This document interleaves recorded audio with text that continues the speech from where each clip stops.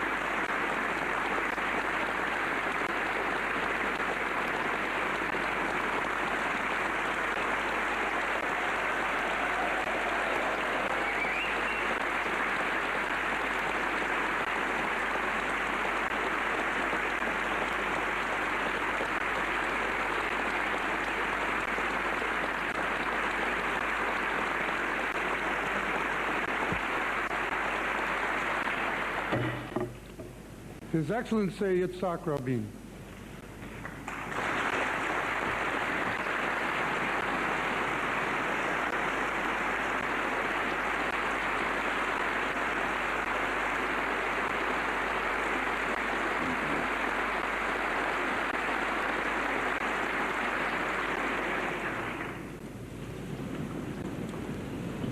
Mr. Speaker, Mr. President, distinguished members of the Congress, His Majesty, the King of Jordan.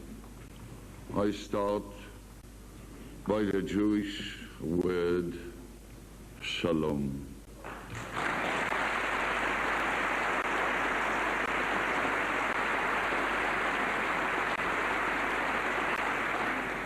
Each year, on Memorial Day for the fallen of the Israel's walls, I go to the cemetery of Mount Herzl in Jerusalem.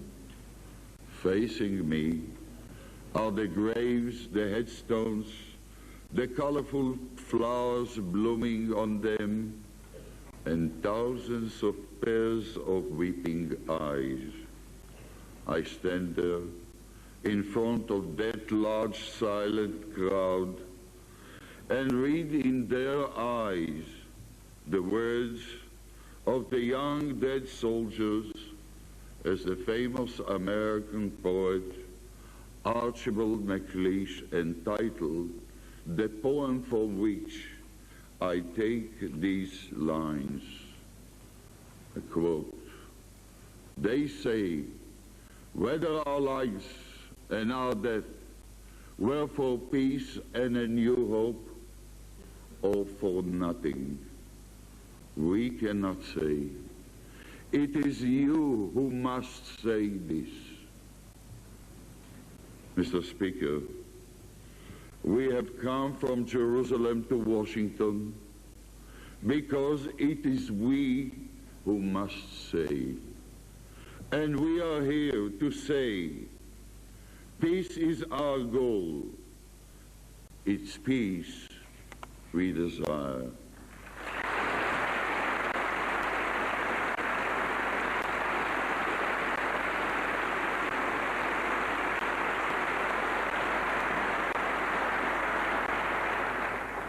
With me here in this house today are my partners in this great dream.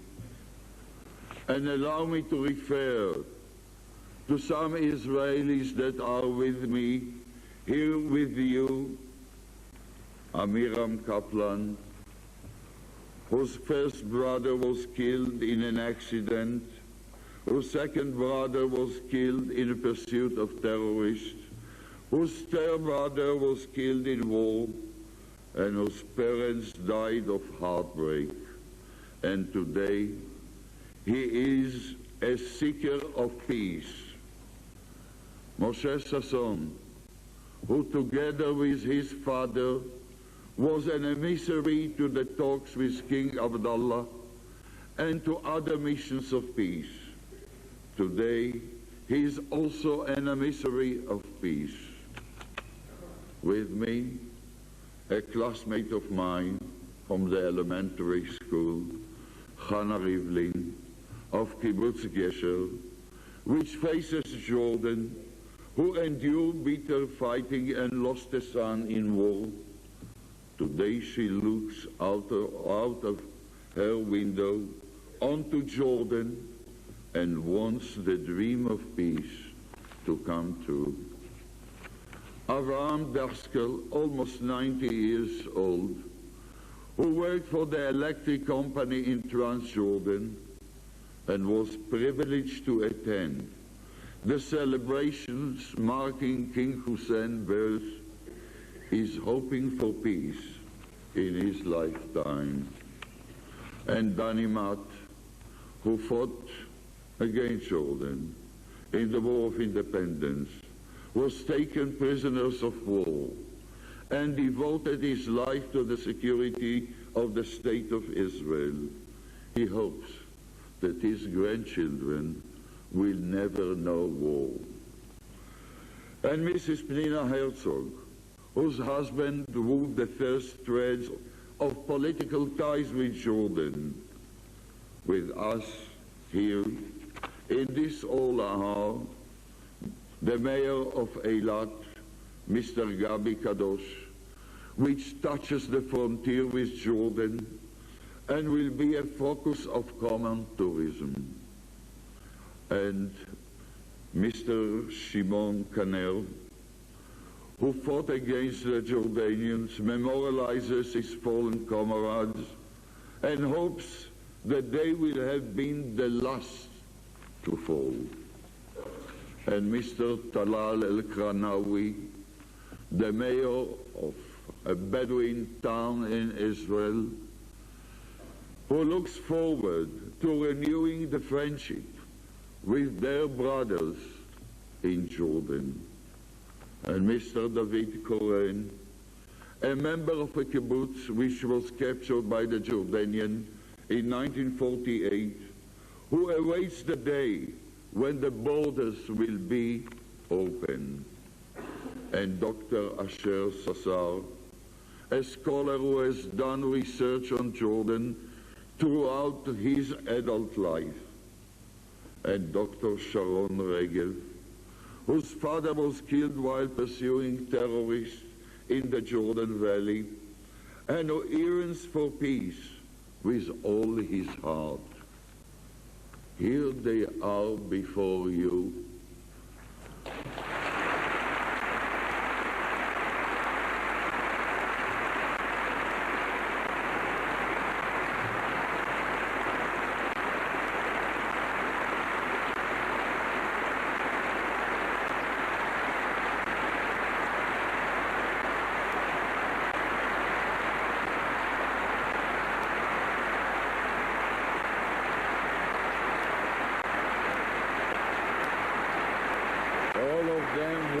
To come. Here they are before you, people who never rejoice in the victories of war, but whose hearts are now filled with the joy in peace. I've come here from Jerusalem on the behalf of those thousands of bereaved families, though I haven't asked their permission. I stand here on behalf of the parents who have buried their children, of the children who have no fathers, and of the sons and daughters who are gone, but return to us in our dreams.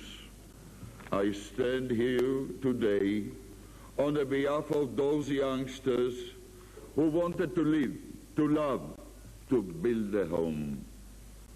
I've come from Jerusalem in the name of our children who began their lives with great hope and are now names, graves on immemorial stones, old pictures in albums, fading clothes in the closets.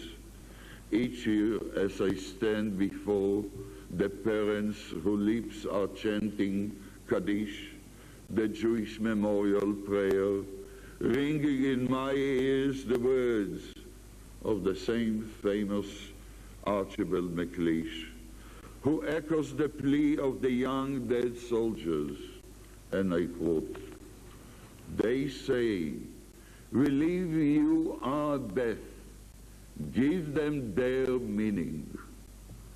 Let us give them meaning. Let us make an end to the bloodshed. Let us make true peace. Let us today be victorious in ending war."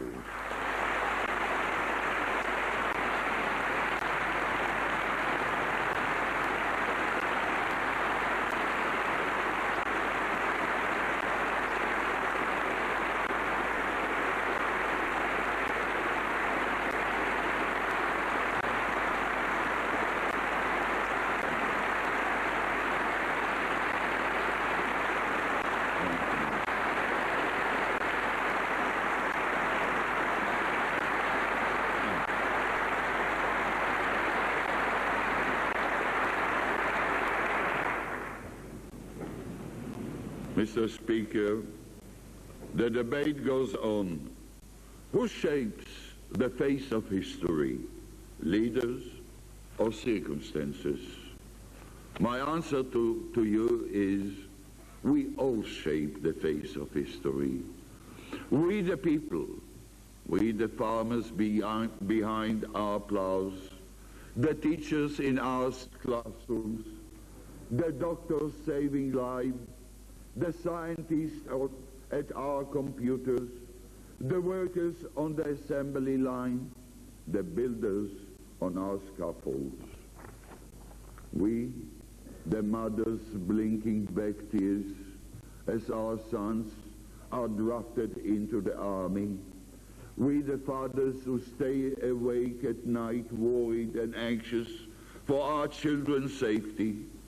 We, Jews and Arabs, we Israeli and Jordanians, we the people, we shape the face of history. And we, the leaders, hear the voices and sense the deepest emotions and feelings of sure that if the children of Amman and the soldiers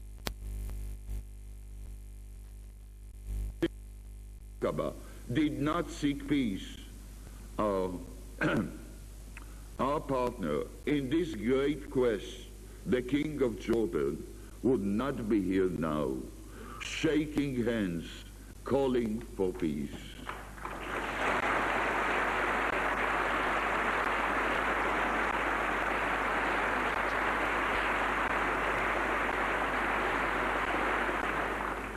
We bear the responsibility. We have the power to decide, and we dare not miss this great opportunity. For it is the duty of the leaders to bring peace and well-being to their peoples. We are graced with the privilege of fulfilling the duty. This is our responsibility. The complex relations between Israel and Jordan have continued for a generation. Today, so many years later, we carry with us good memories of the special ties between your country, your majesty, and mine. And we carry with us the grim reminders of the times we found ourselves at war.